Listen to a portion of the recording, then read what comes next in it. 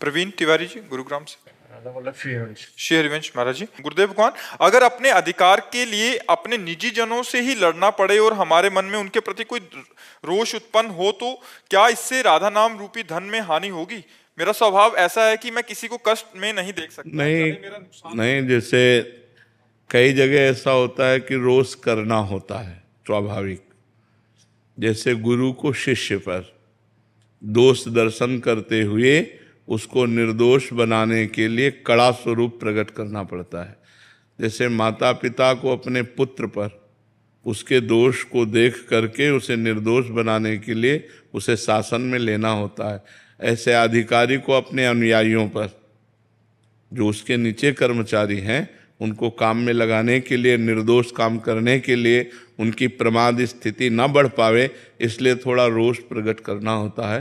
पर वो स्वांग माने अभिनय मात्र होना चाहिए, हृदय से क्रोधित नहीं होना चाहिए। थोड़ी देर के लिए अभिनय हुआ, अभिनय होना चाहिए, ना कि क्रोधित होना चाहिए। क्रोध का अभिनय और क्रोध में अंतर है। निजी जनों से महाराज जी, जैसे कोई जमीन संवाद हो गया या घर परिवार का, उसमें महाराज जी कैसे? हाँ, तो क्रोध का अभिनय करना होगा महाराज जी, लेकिन मैं उनका दिल भी नहीं दुखाना चाहता, मतलब मैं खोना नहीं चाहता उन लोगों की छोटी सी जमीन के लिए या फिर किसी और भी। हाँ, तो छोड़ देना चाहिए, फिर उस विषय को ही छोड़ देना चाहिए कि आपको जो लेना है आप ले लीजिए और शांति से रहिए, आनंद से रहिए। पर कहीं कहीं ऐसा होता है कि अगर ज़्यादा छोड़ते चले जाओ तो आपको ज़्यादा परेशान कर सकते हैं। तो थोड़ा ऐसा भी स्वरूप दिखाना चाहिए कि मतलब मर्यादित जीवन चला जाए। ज़्यादा दया भी ठीक नहीं होती और ज़्यादा कठोरता भी नहीं ठीक होती, तो उचित कठोरता के साथ दया का प्रयोग करें तो अच्छा रहता है। जैसे आप छोड़ दिए, अब अगले पॉइंट पर आपको कृपालु नहीं मानेंगे कि आपने कृपा की, वो अगला कदम उठाएंगे। फिर छोड़ दिया तो फिर अगला कदम उठाएंगे। और जब पहले ही कदम पर कि न्यायपूर्वक आप अपनी संपत्ति को ले सकते हैं, जैसे पांडवों ने कहा यद्यपि एक छत्र राज्य मुझे मिलना चाहिए, क्योंकि शर्त थी 12 वर्ष का वनवास और 1 वर्ष का अज्ञातवास पूरा होने पर पूरा चक्रवर्ती सम्राट पद आपको दे दिया जाएगा, तो हमें पूरा राज्य मिलना चाहिए। लेकिन यदि आप नहीं देना चाहते हैं तो हम बिना युद्ध किए राजी हैं, आप आधा राज्य दे दीजिए। हस्तिनापुर का राज्य आप कीजिए और इंद्रप्रस्थ का राज्य हम करते हैं। उनका नहीं देंगे। आखिरी में करुणा करके इस बात पर बात आई कि यदि वो 5 गांव दे देंगे तो हम 5 भाई काम चला लेंगे, लेकिन युद्ध नहीं करेंगे। तो दुर्योधन ने कहा सूजी के आगे की नोक पर नहीं दूंगा, तो कहा फिर महाभारत पक्का। तो भगवान संधि कराने गए थे, लेकिन भगवान की भी बात नहीं मानी। तो जब ऐसी जहां मूर्खता हो वहां फिर ज्यादा दया नहीं दिखानी चाहिए।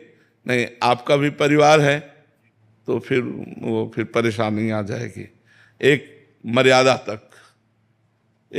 तक है, खाओ पियो आनंद से रहो, परिवार के हो या निजी जन हो। इसके बाद मर्यादा से अगर अतिक्रमण, तो फिर ऐसा भी होना चाहिए कि अगर हम बहुत सीधे बन जाएंगे तो बहुत हानि होती है। एक बार एक गांव में सांप बहुत परेशान किए हुए था, कोबरा। नारद जी निकले तो लोगों ने प्रार्थना की। तो नारद जी तो सर्वज्ञ हैं, सब भाषाओं का ज्ञान है। उन्होंने सांप से कहा आज के बाद इस गांव के किसी भी व्यक्ति को काटोगे नहीं। आज्ञा मान ली नारद जी की। तो 2 दिन बाद लौट के आए तो सांप घायल पड़ा था। तो उनका अरे तुम्हारी ये दशा कैसे हुई? बोले आपने करवाई।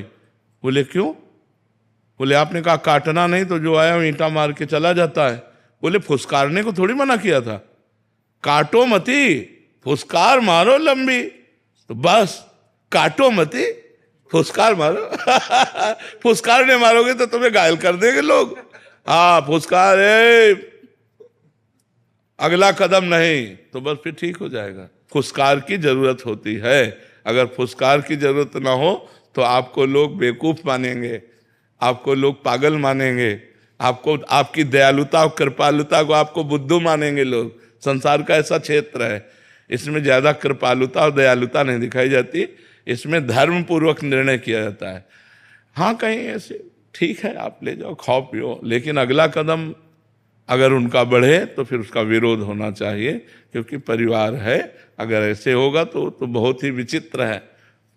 वो चाहते हैं हमारा विरोध करो, तो जो ऐसे चाहने वाली क्रिया करे तो फिर उनको फुसकार वाली, वही नारद जी वाली बात दिखा देनी चाहिए कि फुसकार करना चाहिए, अंदर से क्रोध नहीं करना चाहिए। देखो भगवान ने बचाने की कोशिश की कि दोनों भाइयों में युद्ध ना हो। दोनों भाई ही तो हैं, पांडु और धृतराष्ट्र के ही तो पुत्र हैं, तो बिल्कुल एक घर ही तो है। लेकिन फिर विनाश हुआ, पूरे कौरवों का विनाश हुआ। तो अगर हमें जरूरत पड़े तो दया करना चाहिए और जरूरत पड़े तो कठोरता भी करनी चाहिए।